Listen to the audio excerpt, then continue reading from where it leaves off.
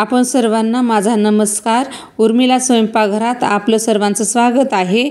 मला व्हेज बिर्याणी बनवायची आहे। त्याकरिता मी अर्धा किलो तांदूळ स्वच्छ हाताने घासून धुतलेले आहे। ते पांढरं पाणी जाऊसर आपल्याला धुवून घ्यायचे ते तांदूळ।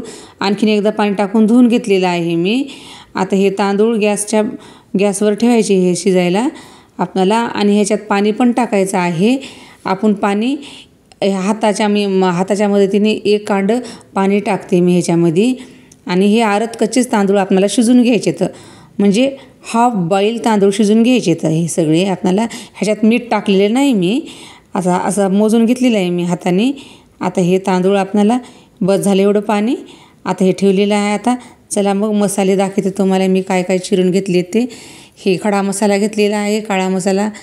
आता हे दोन टमाटे, 2 कांदे, तेजपत्ता, 4-5 लसणाच्या कळ्या, कढीपत्ता एवढा, अद्रक लसणाचं पेस्ट, मिरच्या आणि बीटरूट, आलू हे सगळं घेतलेलं आहे। एकच आलू आणि थोडासा बीटरूट घेतलेला आहे। हे लाल चटणी 1 चमचा, काळा मसाला 1 चमचा, खडा मसाला एवढा आणि 1 चमचा मीठ, हिंग घेतलेला आहे। आणि हे गाजरं घेतलेली आहे चिरून, आणि हे कोथिंबीर पण घेतलेली आहे चिरून। आता हे आणखीन एकदा दाखवते तुम्हाला। हे एवढं घेतलेलं आहे मी गाजरं आणि हे चिरून एवढं।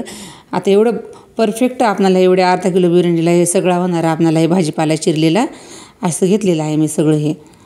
आता आपल्याला बनवायचं आहे। आता हे सगळं चिरून घेतलेलं आहे आता हे, आणि तांदूळ पण आपले शिजायले तिकडे आपण धुवून ठेवलेले। त्याच्यात मीठ टाकलेलं नाही बिलकुल मी, 1च चमचा मीठ लागणार आपल्याला काढून घेतलेलं आहे। हिंग, लाल तिखट, काळा घरचा मसाला आणि खडा मसाला घेतला होता। गॅस पेटून घ्यायले मी, आणि कढईमध्ये तेल टाकले।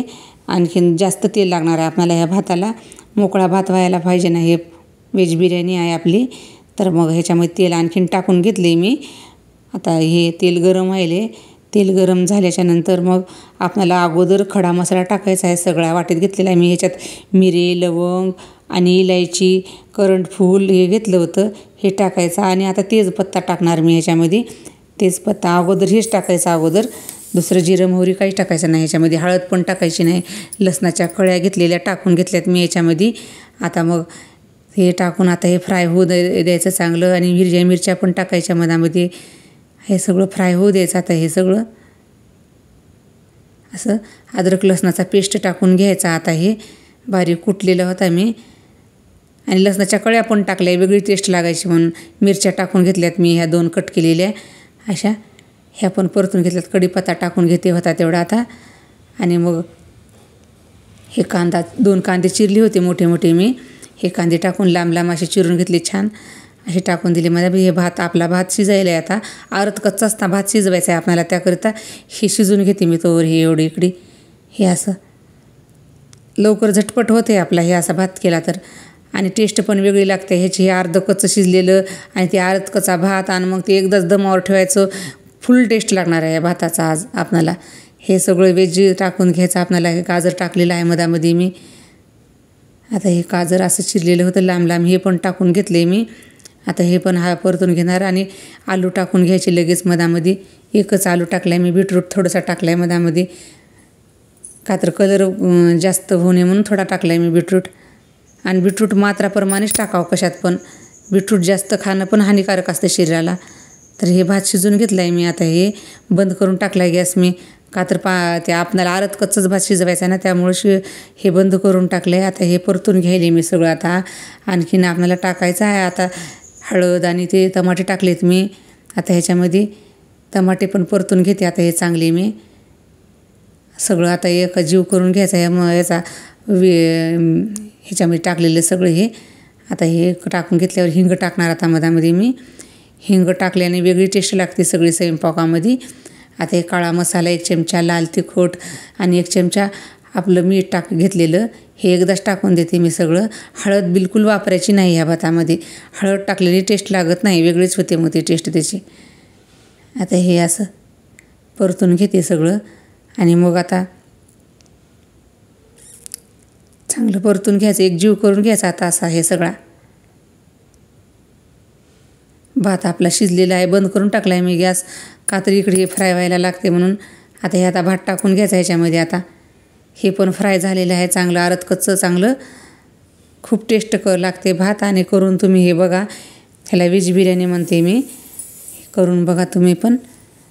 अशी हे परतून घेतले, सगळं वापले आणि तूप टाकणार आहे ह्याच्यामध्ये 2 चमचे लागणार. आता हे असं सगळं परतिल्याच्यानंतर हे भाजीमध्ये सगळं एकजीव करून घ्यायचं. आता हे तुपाचा पण असं परतून घ्यायचं. सगळं परतून घेतलेलं आहे. आता सगळं आता भात ते अर्ध कच्चा शिजलेला सगळा भात मधात टाकून द्यायचा ह्याच्यामध्ये आणि ह्याला चांगलं खालीवरी करून घ्यायचं ह्या भाताला. आता हे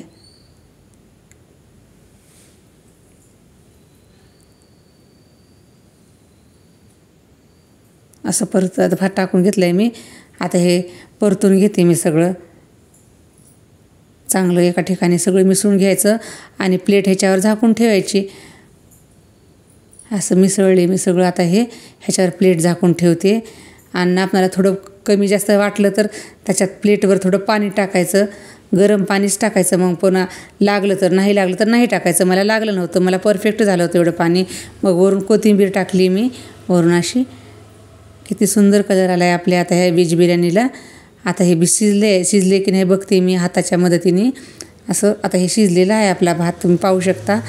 मग आता ह्याला प्लेटमध्ये घेणार आहे मी. तिरंगा पण काढलेला आहे. आता हे असा गाजर आणि काकडी होती, मिरची, त्याचा असा तिरंगा काढून ठेवला आहे. आणि हे बिर्याणी पण टाकते प्लेटमध्ये मी अशी. तुम्हाला आवडलं तर माझी बिर्याणी करून पहा आणि लाईक आणि सबस्क्राईब करत जा. मला पण उल्हास येईल चांगले असे वेगळे पदार्थ करून तुम्हाला दाखवायसाठी.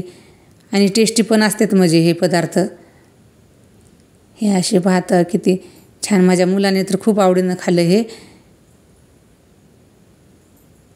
असं किती सुंदर कलर दिसते.